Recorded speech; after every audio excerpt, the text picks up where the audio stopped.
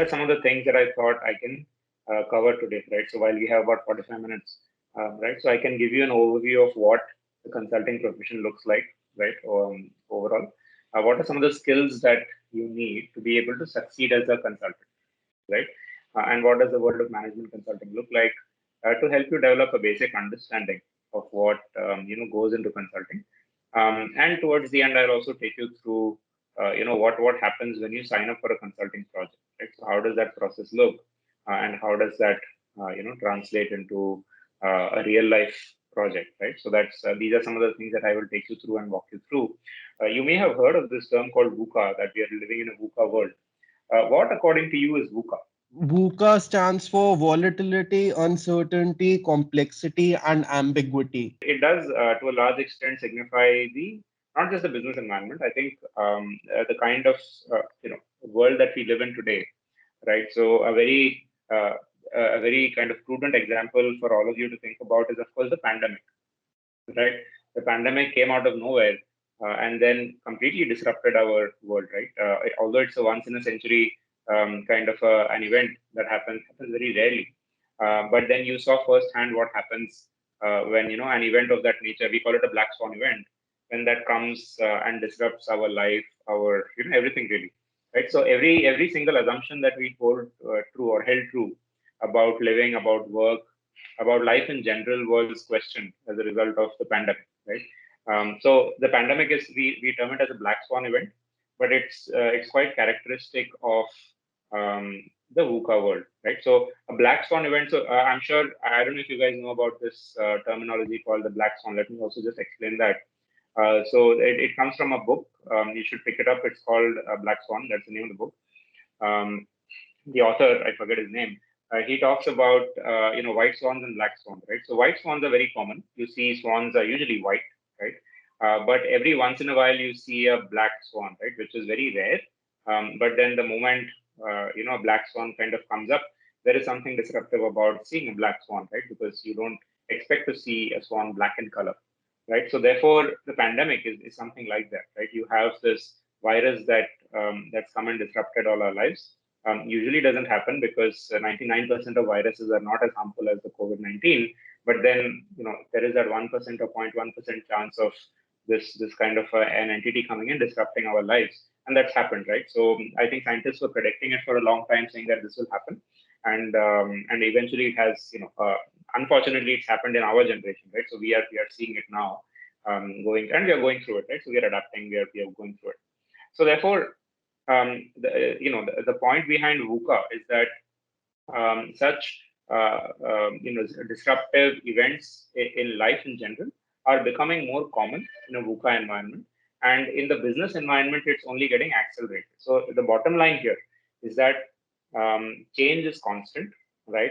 And change, when it multiplies, it has the potential to kind of disrupt our working lives and our personal lives both. So therefore, what do you do in that kind of an environment? In the consulting profession, you need to be able to not just manage change, but you need to also be able to forecast change, right? So working with clients, working with all kinds of corporate clients, we are responsible for recommending to them how do they adapt so that they are ahead of the curve when it comes to driving change in their respective organizations, right?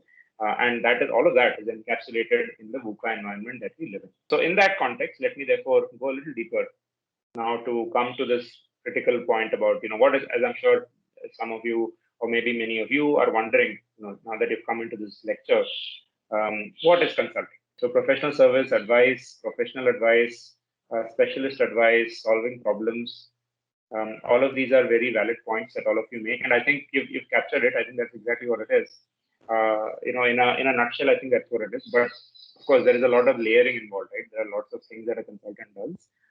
But I think you've kind of nailed it quite well. It is, if I were to sort of, put it in a very simple kind of definition, I would say it's largely problem solving, right? So how effectively can you problem solve for clients and do it in a way that it is meaningful for them, and solve problems in a way that it stays solved. This is from Peter Block's book, Flawless Consulting, that I showed you right in the beginning. This is how he defines consulting.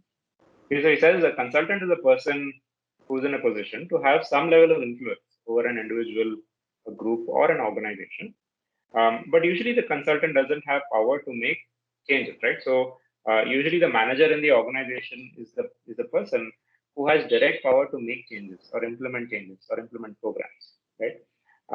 But a consultant may or may not have the power to actually go and do that. There are lots of support functions within an organization, and these could be functions like HR, right? Finance, audits, systems analysis. So if you have people who do risk analysis, for instance, right? They're also systems thinkers within an organization. Research function.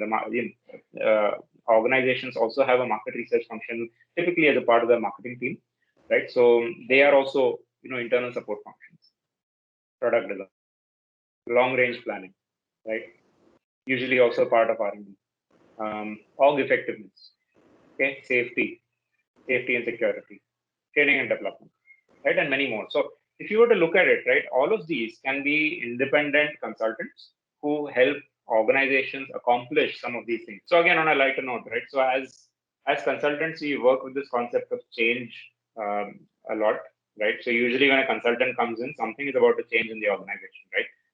And people usually fear change. People don't like change. They like the status quo. You and I like the status quo. Most of us don't like, if you have a certain pattern of or ways of doing things, you want to continue with that. We don't want to change, right? So therefore, how do you adapt with change? How do you live in a VUCA world? All of that is important. So a large part of what a consultant does is helping clients make sense of change and also help them drive change. A very important goal of a consultant is to establish a collaborative relationship, okay, with the client, right? So I need to be able to seen as a trusted partner for my client, and to be able to do that, I need to bring in a certain amount of credibility. I need to showcase value. I need to be seen as a subject matter expert, right? And at the same time, I need to genuinely care about my clients, right? So I need to therefore establish a collaborative relationship with my clients. I mentioned this some time ago. Solve problems so that they stay solved, right? You can't be fixing a leaky faucet one day and then you fix it and you're gone, and then next day again it starts leaking, right? So that shouldn't happen. So you need to be able to solve the issues so that they remain solved. You need to have attention to detail, attention to technical business problems and relationships both. Okay, and you need to develop client commitment.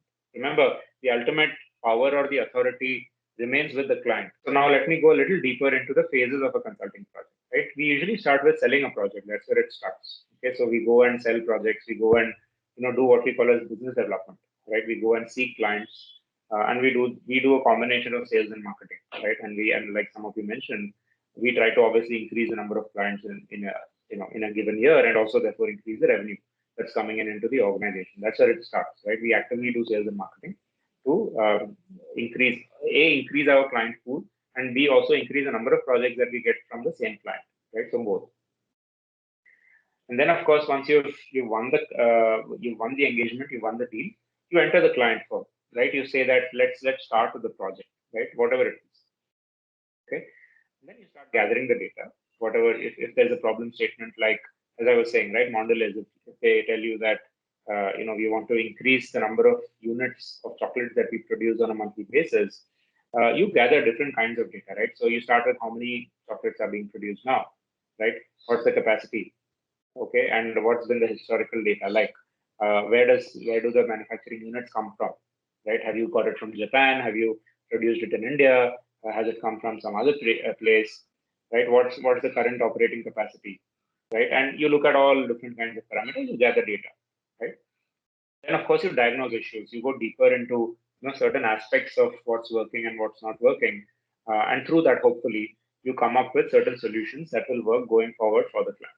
Right? You come back and say that, look, this is what we feel are the issues here, and therefore, if you take steps A, B, and C, you will be able to perform better. Right? You will be able to produce more chocolates.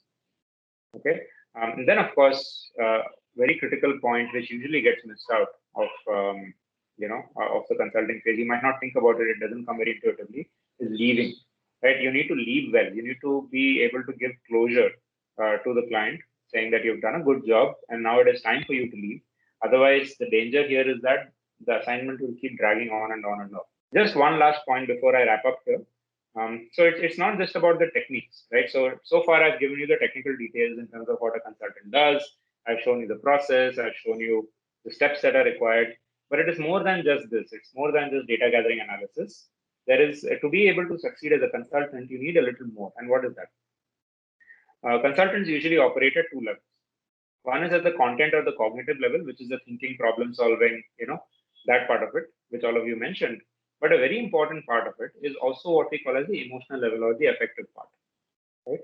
Which requires strong interpersonal skills. It requires you to have a good balance between the cognitive side and your affect side or your feeling side, right? And you need to be able to put those feeling into words. Which, in a nutshell, what this means is that you need to have high emotional intelligence, right? So cognitive intelligence and emotional intelligence go hand in hand for you to be able to succeed as a consultant.